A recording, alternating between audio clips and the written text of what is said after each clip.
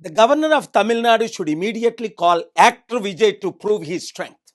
He simply needs to know what happened in 2014 in Maharashtra then, when Fernandez governor was called to prove when he had much more seats were shot. And 2018, Karnataka governor called Yediyurappa to prove his, when there were 10 seats less.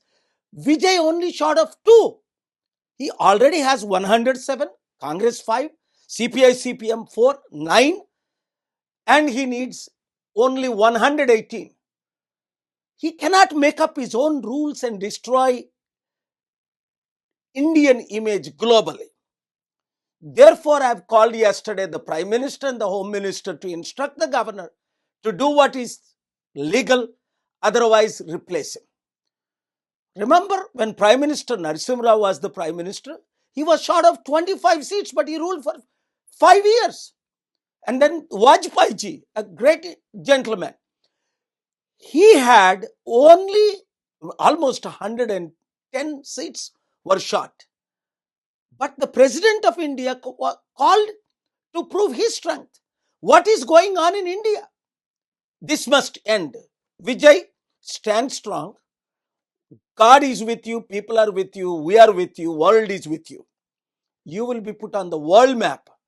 Let us do great and mighty things in the next 6 months, because you will always have a problem. Because you are short of, when you are short of 2 seats, 5 seats, the VCK government is asking you Deputy Chief Minister post, cabinet post, and one of your seats, just for 2 seats. What a greed it is. People of Tamil Nadu, people of India are going to teach lesson to this kind of corrupt leaders. We will campaign and prove our strength. As I told you yesterday to many of my friends, చూడండి తెలుగు మిత్రులారా, ప్రార్థించండి. మన దేశం దిశ దశ ఎట్లా వెళ్తుంది చాలా విచిత్రం. ఇప్పుడు తమిళనాడు గవర్నర్ విజయ్ని మరలా పిలకపోవడానికి షాకింగ్గా లేదా మీకు? 2014లో మహారాష్ట్ర గవర్నర్ ఫెర్నాండెస్ గవర్నమెంట్ని పిలిచాడు కదా, అప్పుడు ఎన్ని సీట్లు తక్కువ ఉంటే 10-15. అలాగే 2018లో యడియూరప్ప గవర్నర్ 10 సీట్లు తక్కువ ఉంటే పిల్లదా? విజయ్ ఓన్లీ 2 తక్కువ. అలాగే ప్రెసిడెంట్ ఆఫ్ ఇండియా వాజ్పేయి గవర్నమెంట్లో దాదాపు 100 సీట్లు తక్కువ ఉన్నాయి, ఇంకెక్కువ. అయినప్పటికీ వాజ్పేయి గవర్నమెంట్కి ఆపర్చునిటీ ఇచ్చారు. ఆయన 2 వారాలు ప్రైమ్ మినిస్టర్గా ఉండి తర్వాత రాజీనామా చేశారు. ఇంకా ఇంపార్టెంట్, మన పివి నరసింహారావు గారు 25 ఎంపీ సీట్లు తక్కువ ఉన్నప్పటికీ 5 సంవత్సరాలు ప్రధానమంత్రిగా కొనసాగారు. మరి ఇక్కడ ఏం అన్యాయం ఇది?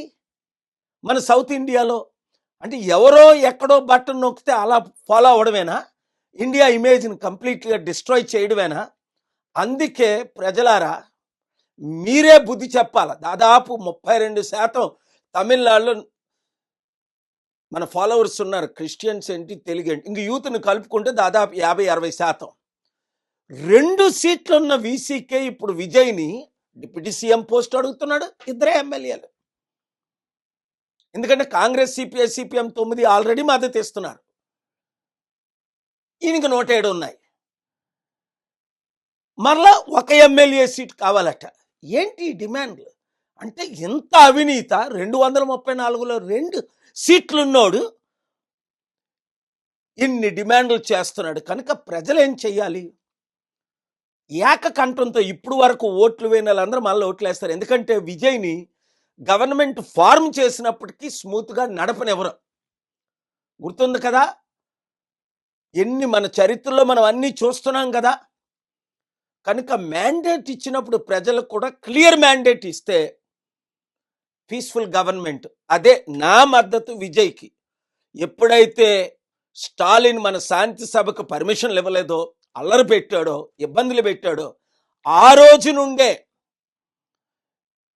నేను స్టాలిన్కి వ్యతిరేకంగా క్యాంపెయిన్ చేసింది. ఆయన మాజీ ముఖ్యమంత్రి అవుతాడని చెప్పింది మీరు మీడియాలో చూశారు. శాంతికి విరోధంగా ఉన్న వారిని ఎవరినైనా సరే మనం చిత్తుగా ఓడించాలి. అభివృద్ధికి విరోధంగా ఉన్నవారిని రండి అందరం కలిపి విజయ్కి సపోర్ట్ చేద్దాం. అవసరం అయితే ఒక 3 నెలల్లో 6 నెలల తర్వాత ఆయనకి ఎక్కువ ఇబ్బంది పెడితే మరల జనరల్ ఎలక్షన్కి వెళ్దాం. 107 కాదు 170 180 వచ్చేటట్టు మనం అందరం క్యాంపెయిన్ చేద్దాం. ఈ వీడియో ప్రతి ఒక్కరికి షేర్ చేయండి. Thank you very much.